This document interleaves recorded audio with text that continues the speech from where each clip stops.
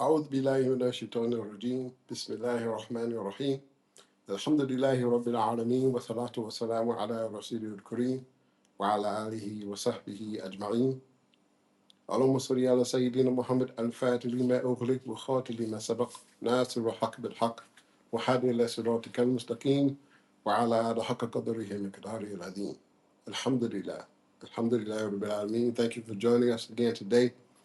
I know it's been a little while, still trying to schedule things and do things in a more productive manner. So I ask for your patience, but also thankful for your support. May Allah continue to bless you and your families. With our conversation today, we're going to try to use this episode to get a little bit more clarity on what it is I'm doing with my platform. And inshallah, going into the month of August onward, we're going to work on starting to have some more focused conversations dealing with some of the topics and issues that are central to the work that I'm doing and the things that I'm looking to initiate in different areas. Also wanting to have some conversations forthcoming with different scholars and academics for people to be able to benefit from, inshallah, tabarak wa ta'ala. So with that, what is praxis? Why does it matter now? Why am I talking about traditional Islamic learning and understanding and academic engagement, but also at the same time using this Latin word? What is happening? Well, one of the things over time I've come to understand and I can appreciate is that there are different ways of communicating with people. So locking ourselves into something that, although beneficial, although beautiful, although has much substance and meaning to it, it also can have a way of not opening doors for other people to be able to engage and be receptive to what it is you're trying to share. May have the opposite effect on people who you already identifying with. So that's a fault, I guess you could say, of choosing names. But at the same time, I believe it's relevant. I find it to be meaningful. I think it's helpful as well to what it is that I'm trying to do, although I'm not doing it in a manner that people are accustomed to receiving these types of discussions and uh, ideas in. So, with that being said, I can't get a little bit long-winded at time. I want to go over a few points. I want this to be a little bit more structured so I don't just go to rambling. And I want to share what this platform is about, praxis, all of these different things, and how does this fit into the work that I'm doing, the work that I'm seeking to do in the future, and how can you be a part of it? How can you benefit from it? Inshallah. So personally, with my own life, my own experiences, one of the more beautiful and beneficial things that have happened to me in my life, despite the hardship that went along with it, was having the chance to experience life and the different challenges that come along with it in a manner most people don't really get to engage with. I dealt with street life. I dealt with uh, other aspects of community development. I dealt with aspects of the movement, whether it's from the Black nationalist movement, Pan-African perspective, uh, and all of these different uh, other intermingling and coexisting realities, social justice, et cetera, et cetera. And within that, that experience itself allowed for me to be able to translate a lot of what I see and a lot of what I understand from people's behavior, from systems, from institutional programs, and other types of understandings, and how we, as human beings, find ourselves making choices, how we're affected by certain things, how this affects others as a result of the choices and decisions that we make in our own perspectives, and that clash that goes in between all of that.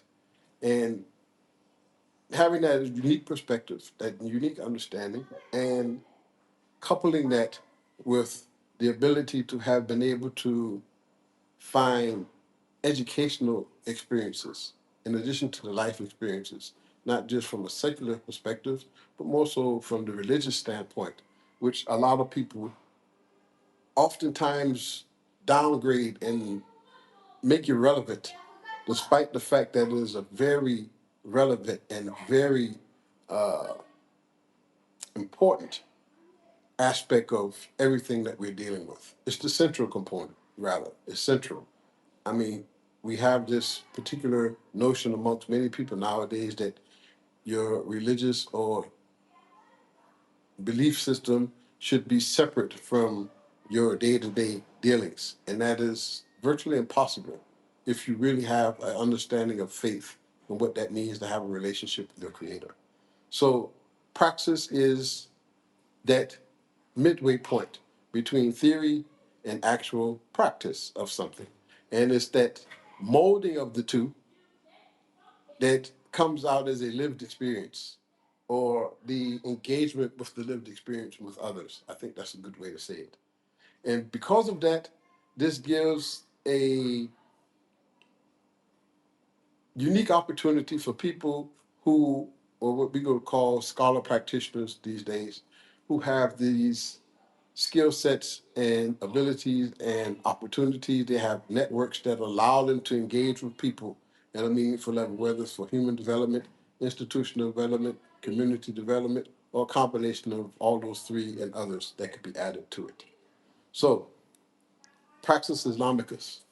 This is what I'm using to express myself in the way that I feel is most conducive to what I want to accomplish.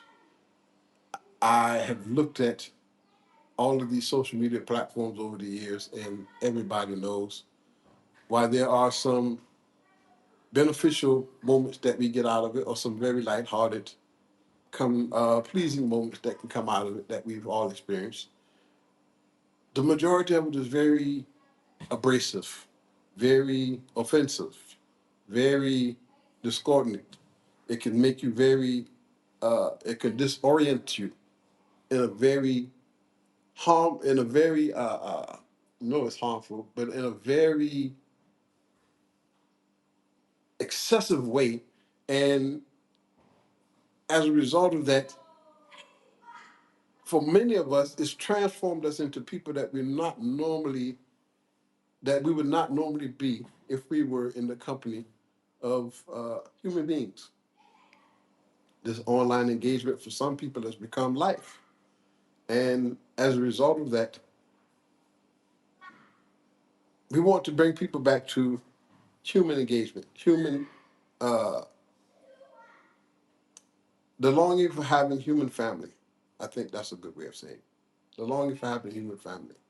And within that longing for having a human family, although within this digital age that we're in, we do have to engage on these devices and platforms, but we have to find different ways of making it much more meaningful.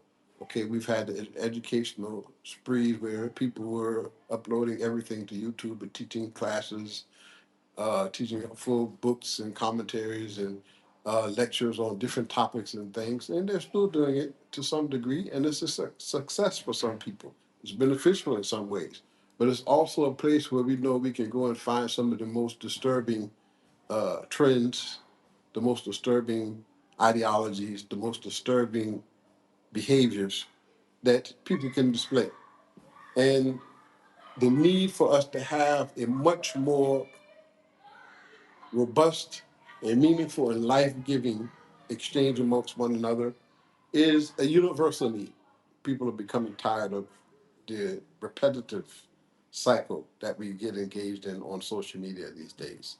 So we want to try to work on changing that.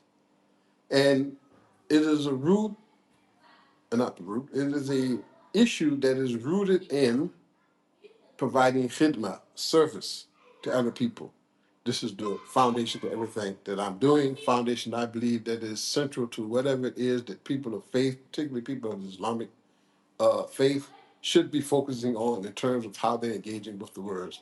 Our da'wah, our call to our invitation to faith and belief in Islam and Allah and His Rasul Sallallahu Alaihi Wasallam should always be centered around us serving others and bringing benefit to mankind, to mankind and our communities. So, also, y'all have to excuse, we're in the compound. School is out for some of the children, and they're out having fun. So if you hear anything, please pray for the children, inshallah. So, moving forward, what's the problem? As we just talked about, a lot of the engagement that we see on these different platforms, it results in a deficit of principled dialogue and engagement. It's a big deficit there.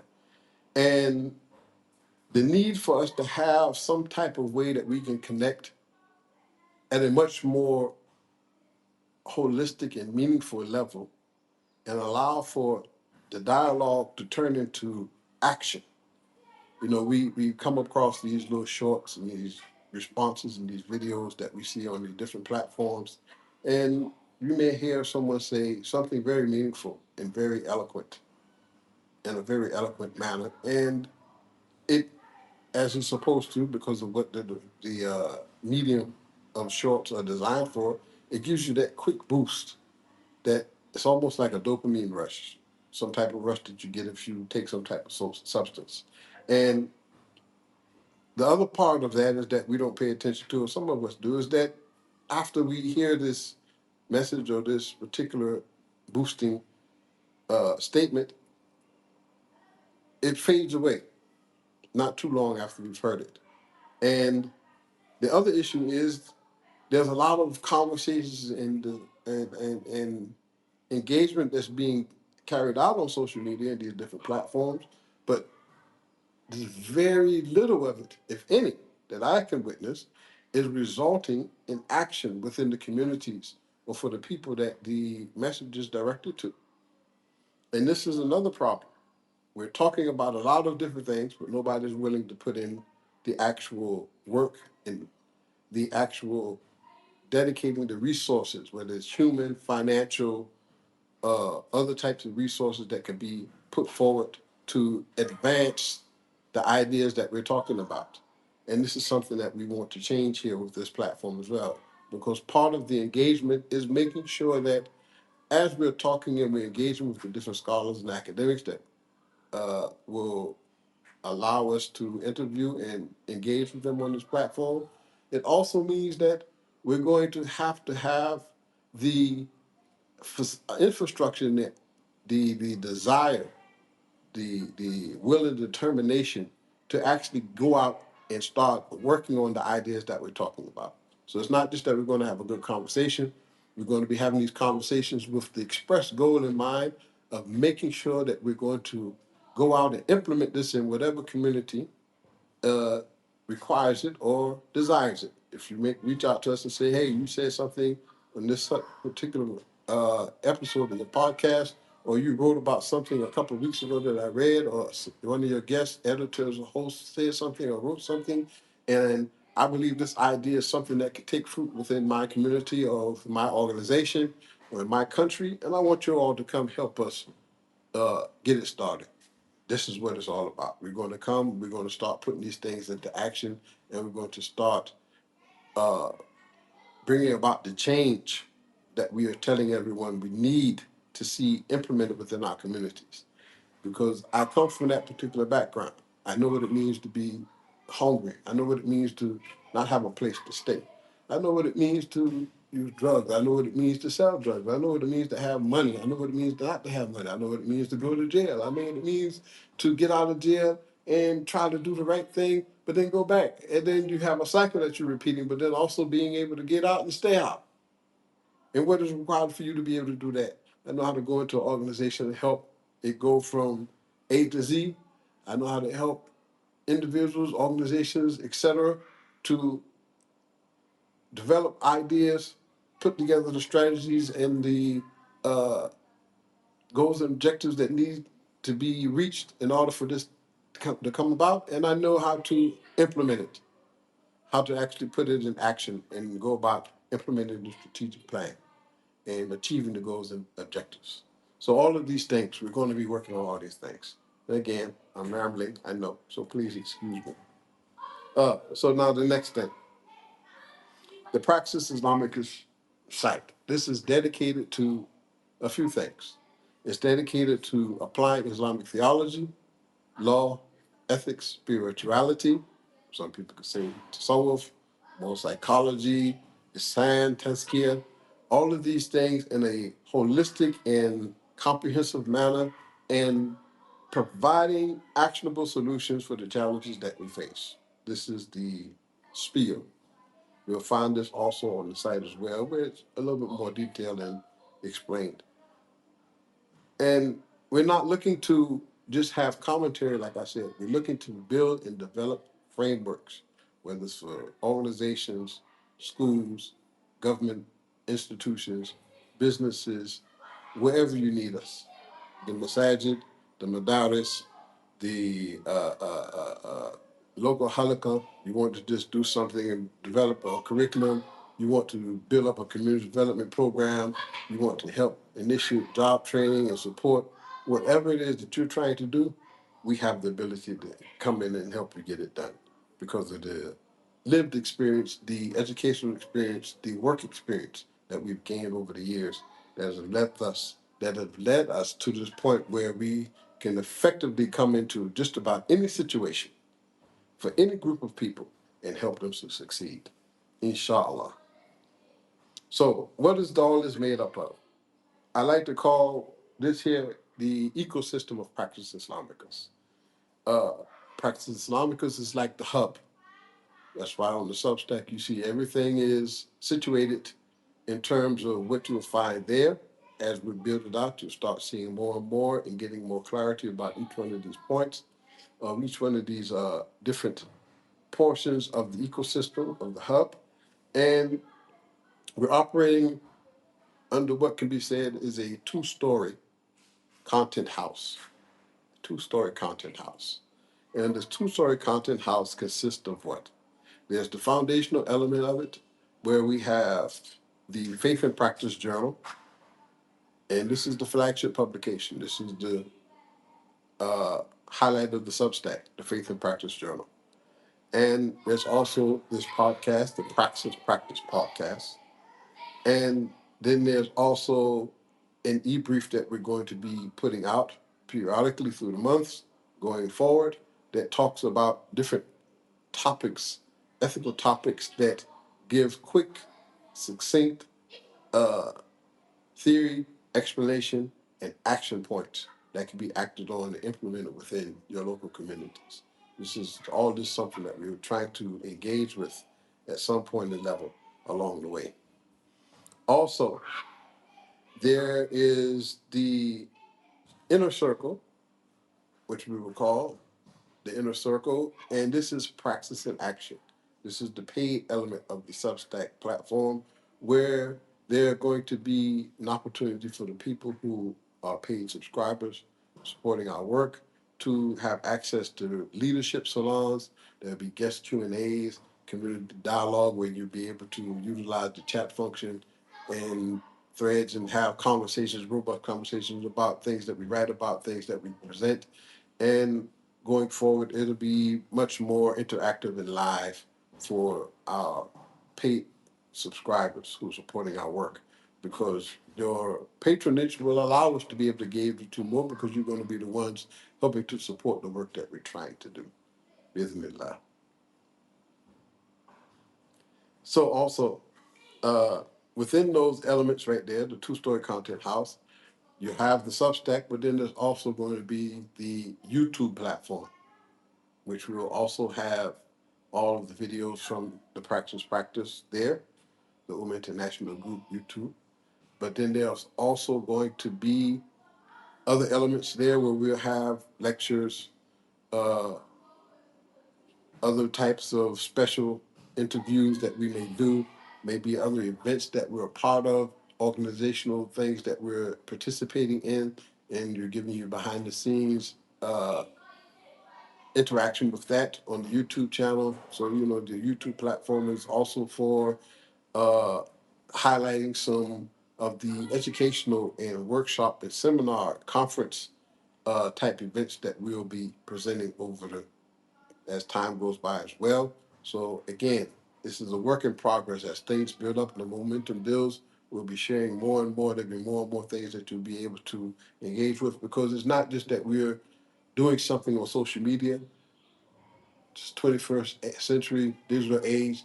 This is the place where we are utilizing as the means of giving all of the information, all of the interaction that we are going to be doing within the organization that we have itself, and sharing this. This is the means of sharing what it is, the work that we're doing, and what we're trying to build for our communities, inshallah.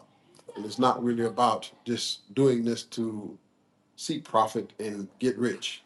If Allah brings money through this, alhamdulillah, we have children to feed, we have a family. But at the same time, the work is about service, serving humanity, serving the community, and making sure that we have the ability and the opportunity to get out and engage with people or whatever level that they need us to engage with them at, whatever level. If we need to come out into the communities and just sit down and cook out and talk, then we can do that. If we need to go into the boardroom and present something that's going to change the world, inshallah, then we have to be able to do that. But we need the means and the outlet that will allow us to show and broadcast what it is that we're trying to do. So this is what this is all about. Okay, so again, rambling. The goal is to cultivate a community of practice dedicated to the prophetic ethos of service. Plain and simple. This is the goal. And within that, there are all of the other things that we just finished talking about. So what can you do? What can you do to help us? First of all, go to www.umma, U-M-M-A, international, international, international dot group, Group, Group, Umma International Group, and subscribe. If you find what I'm doing interesting or necessary or beneficial, please take the time to also pledge a subscription for when I open up the paid platform or the paid platform offerings, which will be coming soon, inshallah. And you'll be able to get all of the information to your inbox as we're presenting it. And inshallah, you support us as time goes by.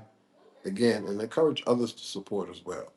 Please, that's one of the things we're asking everyone to do: is subscribe, share, and encourage others to support and follow what we're doing. And as a close, I particularly would like to share a tradition of the Rasul Sallallahu Alaihi Wasallam that is in some ways kind of a central component, a driving factor behind the particular idea of what we're doing here with Praxis Islamicus.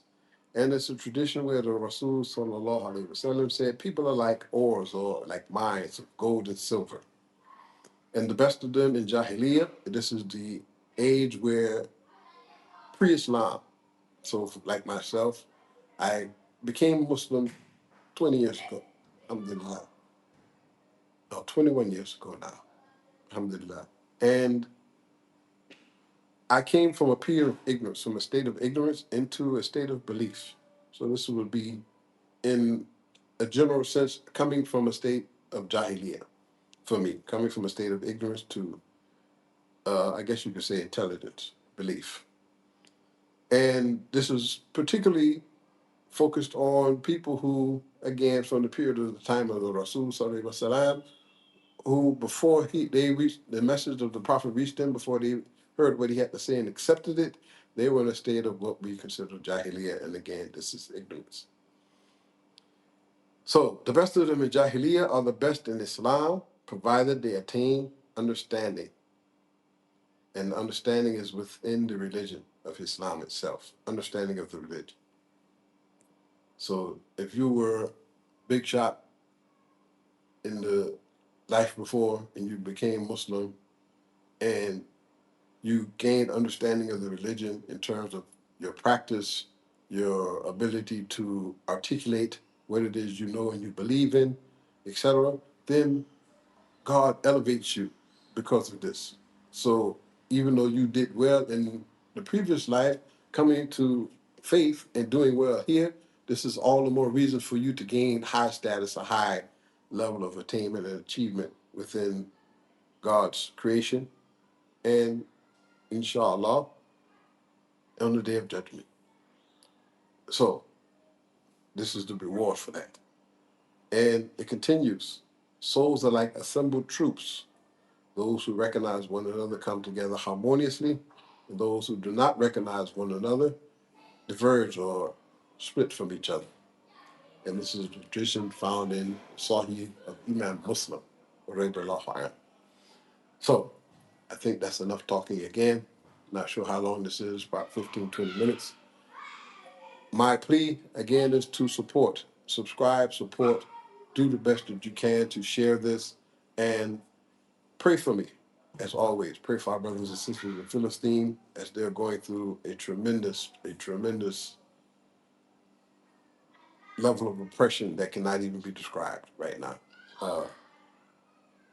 This, I don't even know what to say. May Allah bless them and elevate each and every one of them. And may He reward all of those who have done their best to support them throughout this very, very horrible period for us to experience and for them to have to live through. And we ask that He grants them all dignity for those at Allah, for their suffering and their patience.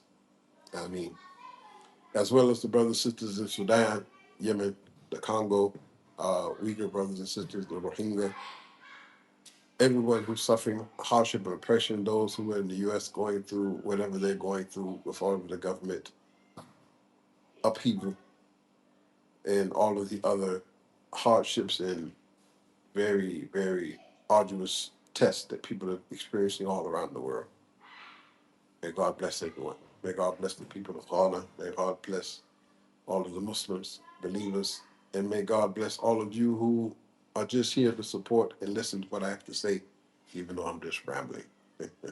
I'm going to work on that. You're growing with me, inshallah.